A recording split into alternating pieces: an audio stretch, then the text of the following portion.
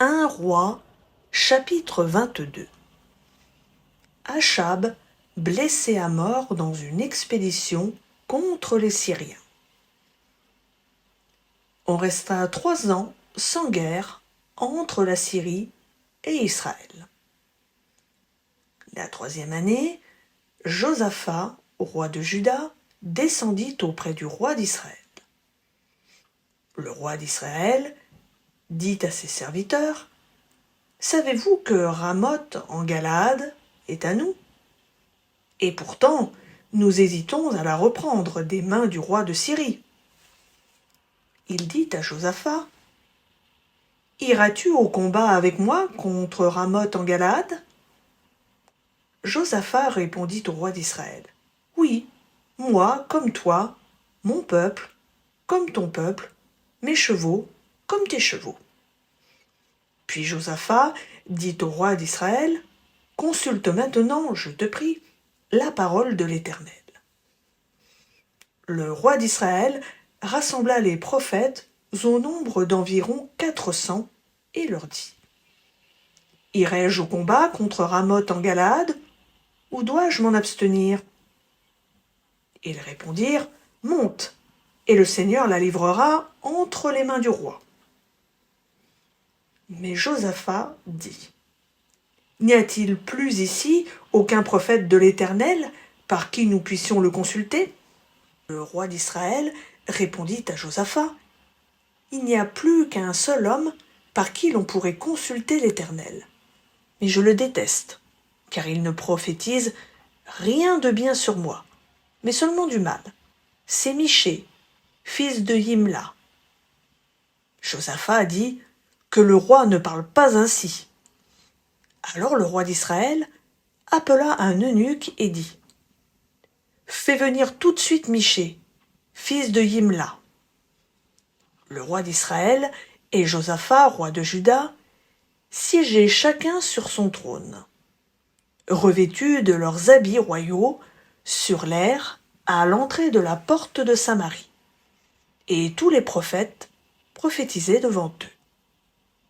Sédécias, fils de Kenaana, s'était fait de cornes de fer et dit : « Ainsi parle l'Éternel, avec cela, tu donneras des coups aux Syriens jusqu'à leur extermination. »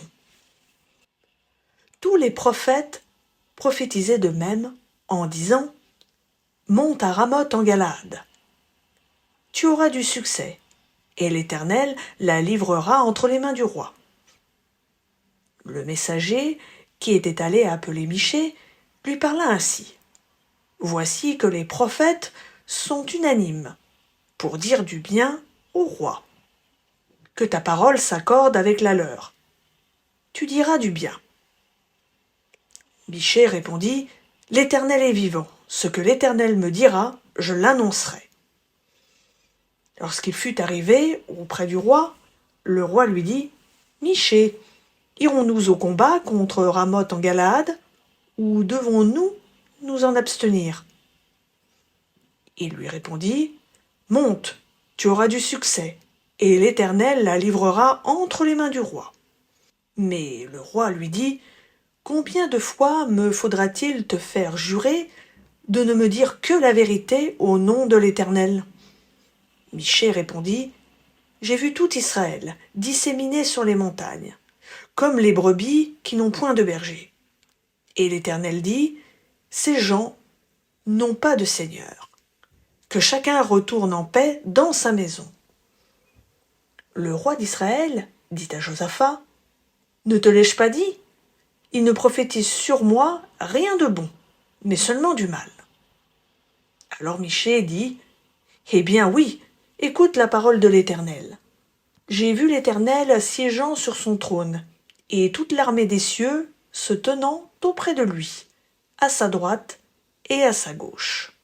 L'Éternel a dit : qui séduira Achab pour qu'il monte à Ramoth en Galaad et qu'il y tombe ?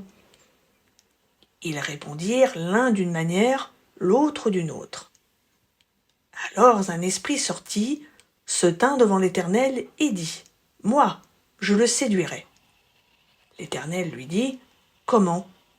Je sortirai, répondit-il, et je deviendrai un esprit de mensonge dans la bouche de tous ces prophètes. L'Éternel dit, tu le séduiras, et tu réussiras bien à le séduire. Sors et fais ainsi.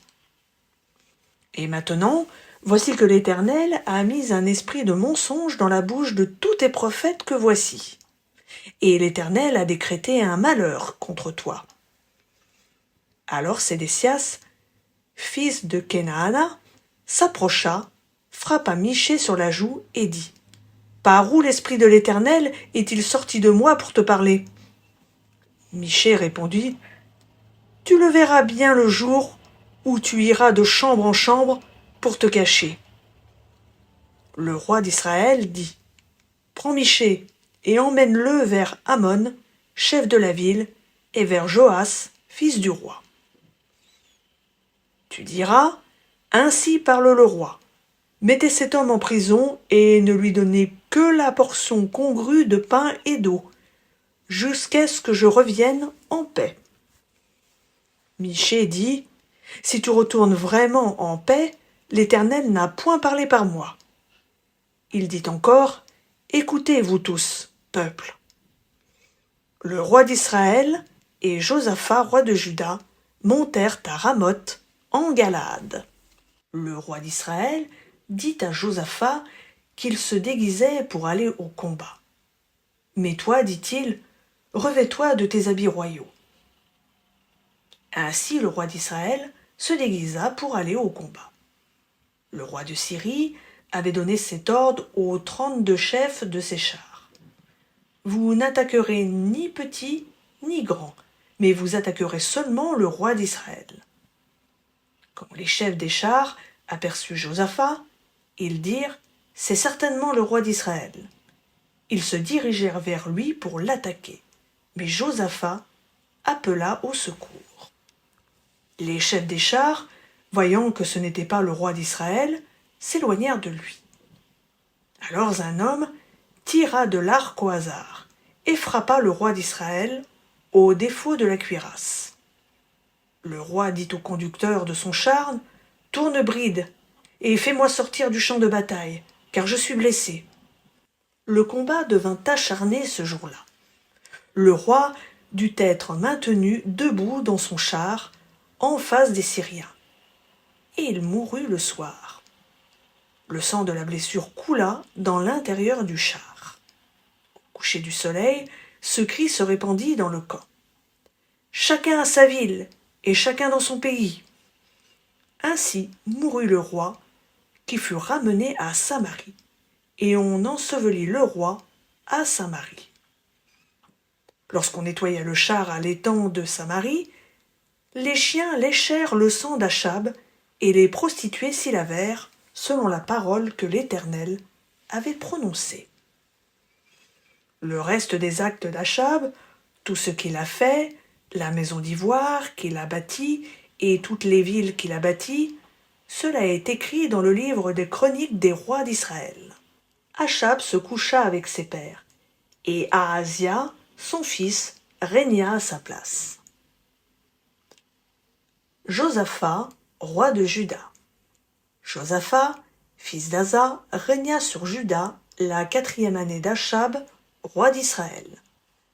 Josaphat avait 35 ans lorsqu'il devint roi et régna 25 ans à Jérusalem. Le nom de sa mère était Azouba, fille de Shili. Il marcha dans toute la voie de son père Asa et ne s'en écarta pas, faisant ce qui est droit aux yeux de l'Éternel.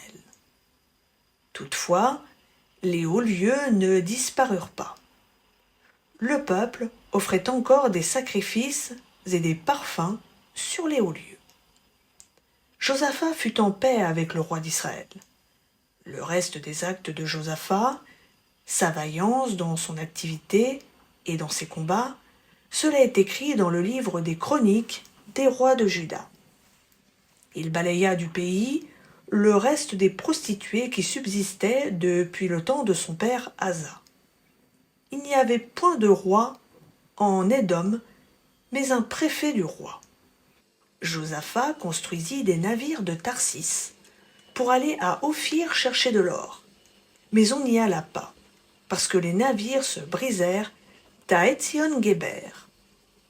Alors, Ahazia, fils d'Achab, dit à Josaphat, « Que mes serviteurs aillent avec les tiens sur des navires. » Mais Josaphat ne voulut pas.